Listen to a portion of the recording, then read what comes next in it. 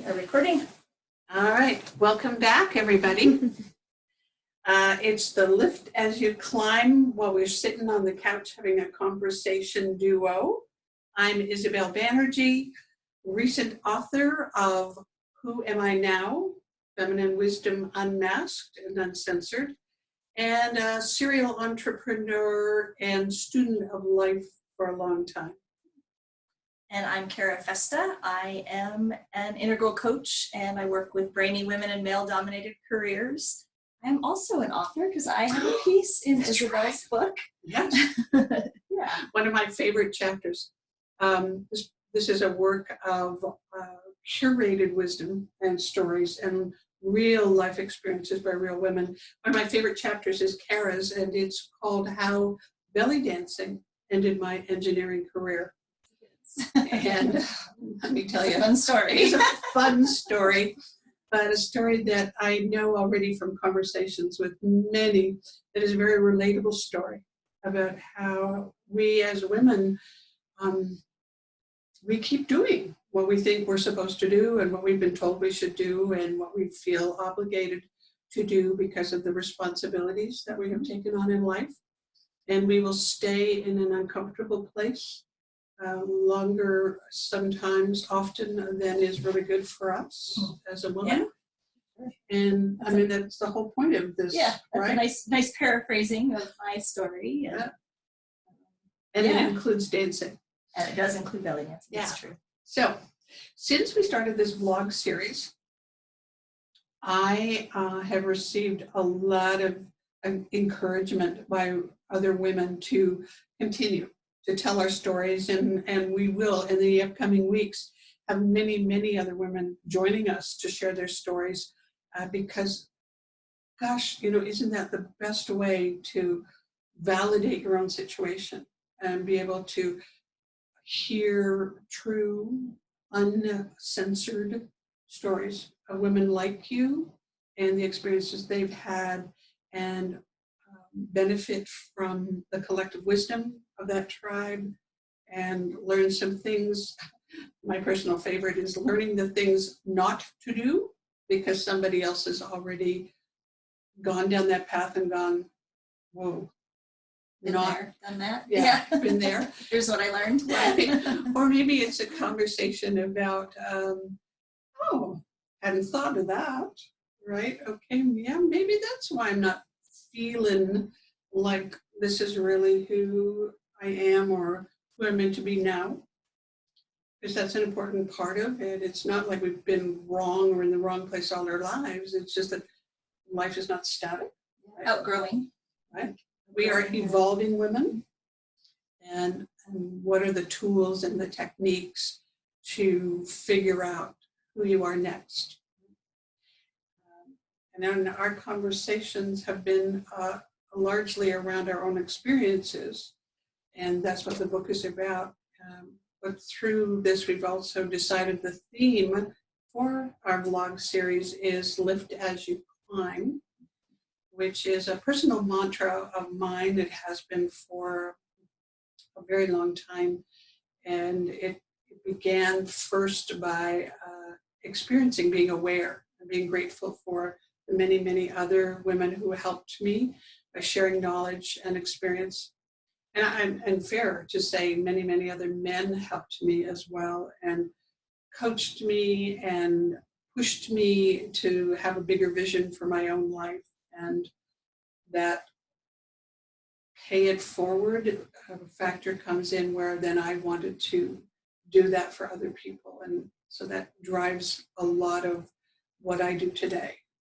And I know that you and I share that conversation, right? And that attitude. Yeah, that's become very important for me in my life. And I feel like that's really what I'm all about right now in so many different ways and at many different levels, both from the business side of things as well as just in personal life, finding ways that I can uplift and amplify and support other women and in what they're doing, and realizing that that brings us all up, and it creates more for everybody instead of that sense of that there's competition out there and Yeah, and just that world of there isn't enough and there isn't enough for everybody, to recognize that we can all have, everything that we need, and we can support each other's businesses, and really just create something that's like great and bigger for everybody than it would have been if we were all out there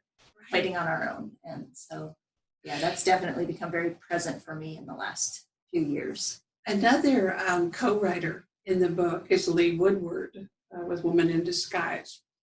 And we're part of a mastermind group together. And she said something the other day that just like made me laugh because I hadn't heard it before, but it's a perfect fit into the Lift as You Climb model. We were talking about opportunities, and there are so many opportunities when you're figuring out who you are now and who you are next. And she said, opportunity is not like pie. There's not just 6 slices and then you're out. And opportunities to help other people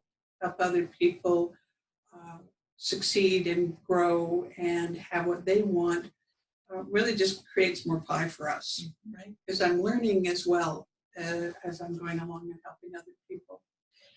I had a book launch event in Canada last week, and a really fabulous dialogue, or not dialogue, but conversation ensued out of that topic of Lift as You Climb. And it went back to, maybe a few years ago or decades ago, we would have been talking more about women competing with each other and having to act more aggressively or assertively and step on each other as they were climbing up the corporate ladder. And where the heck did that come from? Because I don't think that it's, really native to our character. Generally speaking, I think we're the nurturers and the caretakers, making sure that everybody gets pie. And, do you have some thoughts around that experience yourself, Kara? I do. Actually, I think that comes a lot from when women were first making their way into the workforce and into the working world. They really were having to fight for very few opportunities to advance. Right. And that probably created a situation where there was a lot of competition and a lot, different way of coming at, how you show up in the workplace. And fortunately, because all of those women came before us and did all of that hard work, now we're starting to be in a position where, there's more women out there being in business, owning businesses, and just, being able to support each other in a different way because right. The opportunities are available. I really think that's probably the dynamic that's happening, is just, as entrepreneurship and as places in business are more open for women. And there's a whole other conversation about whether they're as open for women as they are for men, but that's, another Lift as You Climb for sure. But I think that creates that, that dynamic that we're talking about of, there is enough space for everyone, and we can lift each other up, and we can, all have our place in that. Out of the whole conversation, I recall part of it was an amusing part of the conversation, as women will do with a glass of wine in their hand, that shoulder pads, which were when women were first really starting to populate and try to work their way up the ranks of professional organizations, that shoulder pads came in vogue. I'm reporting this as what I was told, to have them appear more masculine and to take up more physical space. Power suits, yeah. Absolutely. And how we really are generation after generation standing on the shoulder pads of the women who went before us. And yeah, thanks very much for that. With the shoulders I have, I don't need any pads, but it does. It just like, okay, opportunity to show up as a woman authentically and to integrate into our leadership and in our positions in our careers, both our feminine and masculine skills, traits, talents, thinking, is something that you and I talked about, and how that really was a part of your evolution, right? Definitely part of my process. figuring out who I was and how I wanted to show up was, recognizing that need for balance between masculine and feminine characteristics, and how I was out of balance. And that was a big, my piece in the book is really about how I was having that realization and unlearning a lot of things that I thought I knew about who I should be in the workplace and how I should show up. And then, relearning a different way of being that was a little bit more balanced and, and less about showing up how I thought I should and more about how I felt good showing up. So, yeah. Well, it takes some time that when we start any new job or career or role in life, we don't know anything about it in the beginning. It's always starting pretty much from zero, and oftentimes we're handed a script or set of instructions or rules of engagement to behave by, and it takes us a while to make it our own. And you look at the people around you and you tend to follow the lead of the people around you. And so, the example of me in a male-dominated career field like engineering, there weren't a lot of women to look at as examples. Right. There are more now, but you learn from who you're around and how they show up. And so that was definitely part of my path. Right. Well, I'm very happy that we are making progress in that area, and I'm delighted to be able to just open up this conversation with all of you. Kara and I would love to have some comments and some feedback and some stories shared about your own experiences and your own awakenings or learnings, or as we like to say, unlearnings. That's always the beginning of the new process, right? And do that. Do you have any other thoughts for everybody today? Kara? One thing that occurred to me as you were talking and I was thinking about my career path is recognizing at some point that I was a role model for other people, and that hadn't occurred to me at an earlier stage in my career, that I was a role model for other women engineers. And then when that became, kind of more part of my thought process, even then it took me some time to kind of get my brain wrapped around, what does it mean to be a role model and how do I show up as a role model? And that's something that I feel like is still evolving and, probably always will be, because we're always growing and changing in life. But that, that has, for me, has become, I love the lift as you climb mantra. And I feel like that's what I had started to live even maybe before we had connected. And one of the things that we really connected around was just that, being out there in a way that is lifting other women up and showing other women what they're capable of, and encouraging them if they're doubting themselves, which happens. That's part of all of the navigating of the new is figuring out, who am I now? Which goes right back to the book. I know it keeps showing up, that theme, right? That theme does keep showing up. So anyway, that's kind of my wrap-up thoughts probably.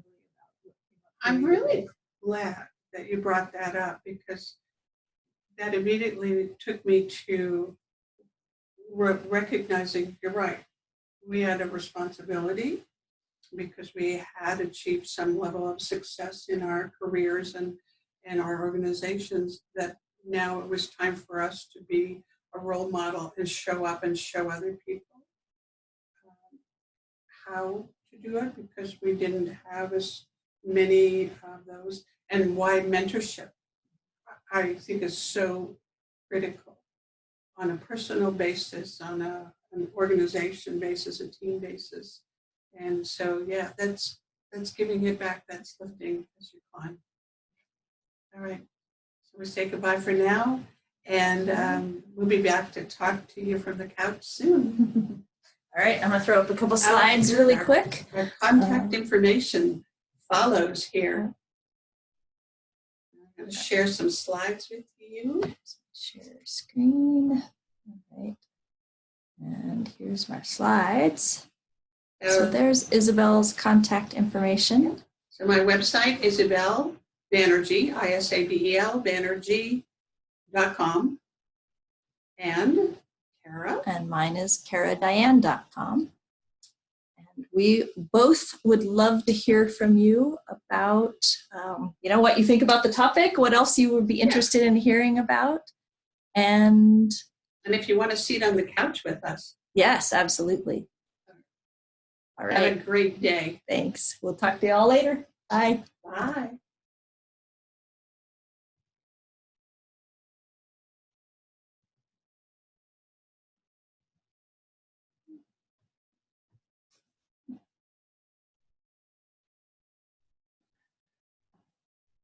And this is the awkward end where I can't figure out how to make it bigger so that I can stop the recording. Oh, stop share. Stop share at the bottom. I have to cut this piece off. Or this is our outtake section. This is the 1080. outtakes. There we go.